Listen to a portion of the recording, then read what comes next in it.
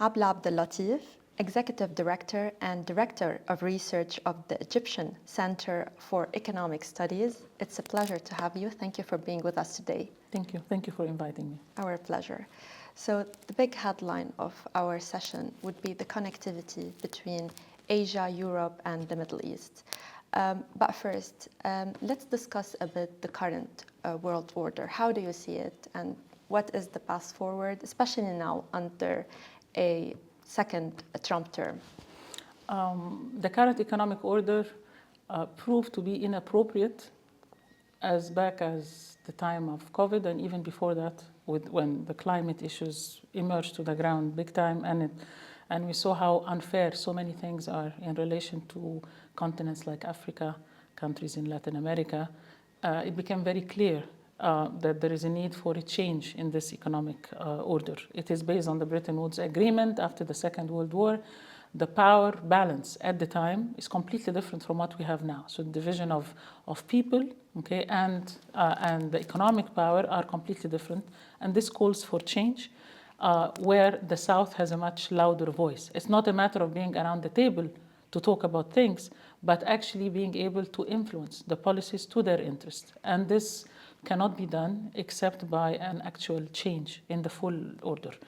All attempts to redesign the World Bank, the IMF, in order to correct their position in favor of the unfortunate countries does not help much, because the decision-making process is still the same, the management is still the same, so they will not reduce their own power in order to be of more benefit to the South.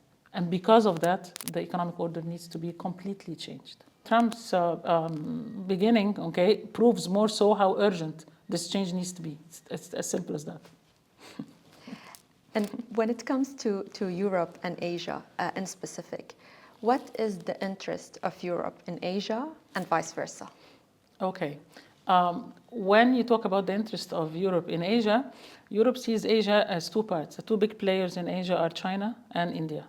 Okay? China is a rival, competitor, and sometimes an ally, depending on what topics you are talking about. So the position of Europe towards China is very similar to the US one, but different, because at least they see that there is a general interest in the world where they need the collaboration of China, given how big it is.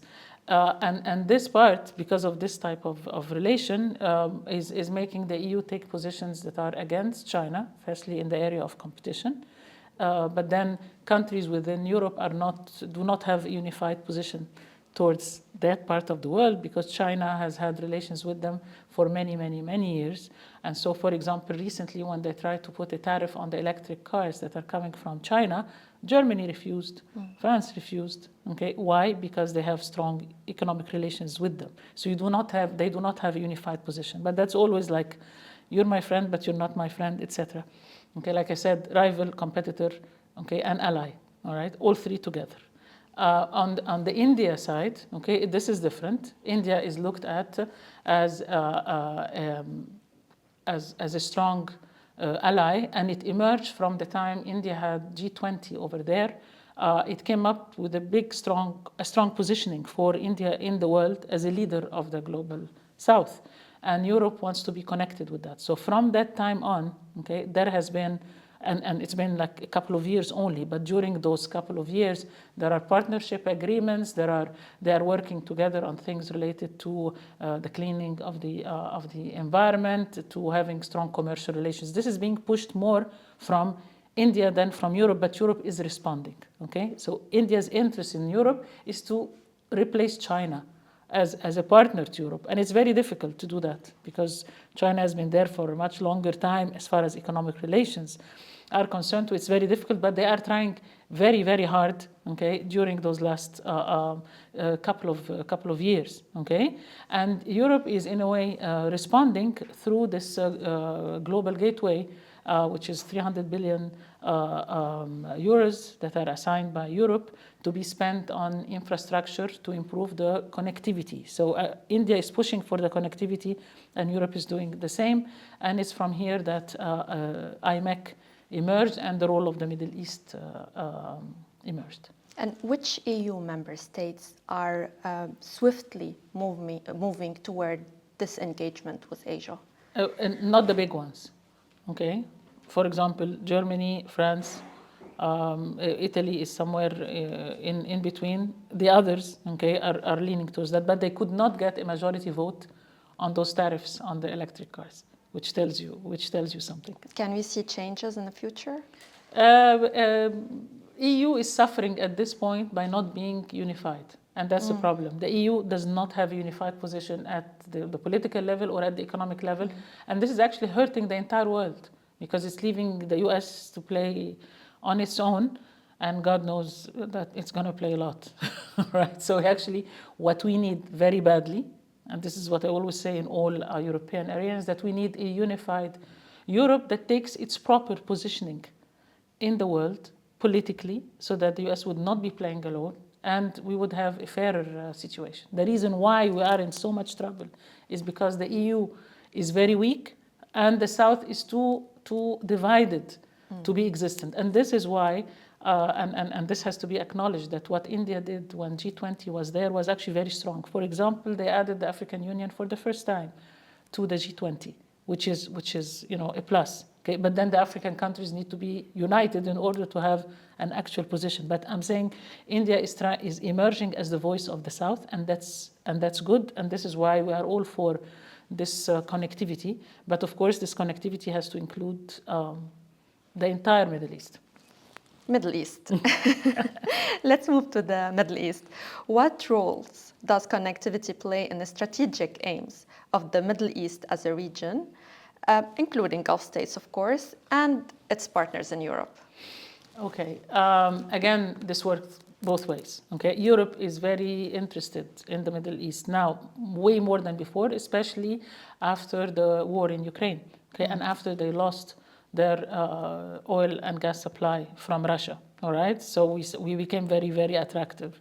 Okay, to Europe, and they are trying to establish linkages with countries in North Africa, like Egypt, and of course with the Gulf, in order to, in a strategic way, in order to have access to the oil. This is really the main reason. Something else also, there are lots of investments that are migrating from Europe, and Europe is no longer is less interested in China than it used to be. So the foreign direct investment in China is also going down. Everybody is migrating, and this is actually a good opportunity for the Middle East, especially countries like Egypt. Okay, not the Gulf in this case, countries like in North Africa, because we have the capabilities and actually we have the people and stuff. So there is lots of migrating wave of foreign direct investment, and that's positive.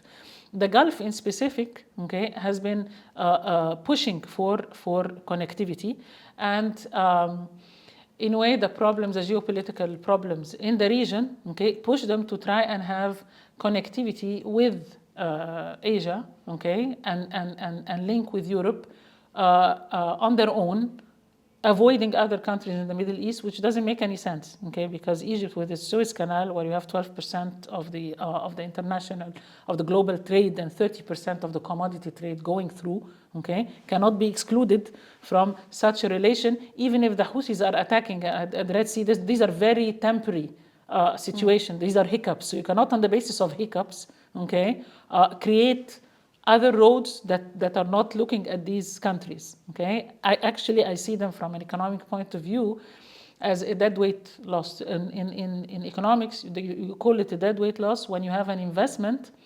that's not benefiting anybody. It could have been avoided. Okay, the core should be in solving the political situation in the Middle East and regaining the rights of the Palestinians and acknowledge their right to the land in order to have peace in this area. The Gulf is very interested in the connectivity, and what they did is, again, following G20 meetings in India, the idea of IMEC was introduced, okay, which is the India, Middle East, Europe corridor, and it's being pushed for, but it's more rhetoric than actual work on the ground. Okay, it's more of a concept of connectivity than actual work, especially after what Israel did last year. All right, it stopped everything, and it made things difficult for the implementation of this line of connectivity, For example, the junction between Jordan and Israel is going to be even tougher now. I mean, when you look at the announcements every day, okay, if you intended to deal with them before, now you're saying, well, no way, all right? The Saudis were about to normalize with Israel. Again, there is a question mark. The tension with Iran, okay? All of this is putting question marks on the implementation of IMEC and is putting question marks on the connectivity between those two continents via the Middle East, okay? And the focus should be on, one, regaining the peace in the Middle East properly so that you would end the war permanently, okay? And this involves a lot of repositioning, especially by the US.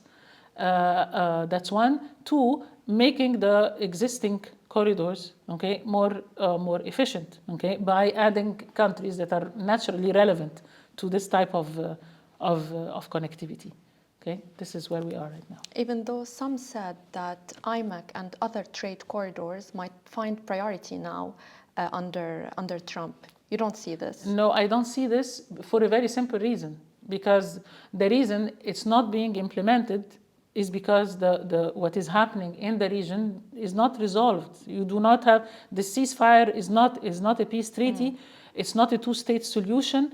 Actually, you stopped the war, and then the next day you said, okay, Egypt take some Palestinians, Jordan take some Palestinians, let's clean this place. Okay, this is going to make the situation boil even more. And then you're adding Iran as an explicit enemy, and this is also related to the Red Sea. Okay, everything here is related to the IMEC. All right, and so no, its implementation is going to be tougher. And the focus should be on looking at the elephant in the room, which everybody is avoiding, which is the core problem of this region. This is how you're going to have the proper connectivity. One last thing that I want to mention, and it's important on the connectivity thing, with the digital transformation and with the importance of AI, all the infrastructure related to AI is actually in cables, okay, that are actually maritime cables, okay, 60% of which are actually in the Suez Canal. Okay, so we need more investments here. Okay, we need more work here to have better real connection, and we want a world that's working together, collaborating together, not relationship based on rivalry. We can't afford rivalry, not in climate, not for communities, not for anybody. We cannot afford rivalry in the world. We have to work together, and this means work together in the region and work together internationally. Abla Abdel Latif, thank you so much. You're welcome. It was a great discussion. Thank you.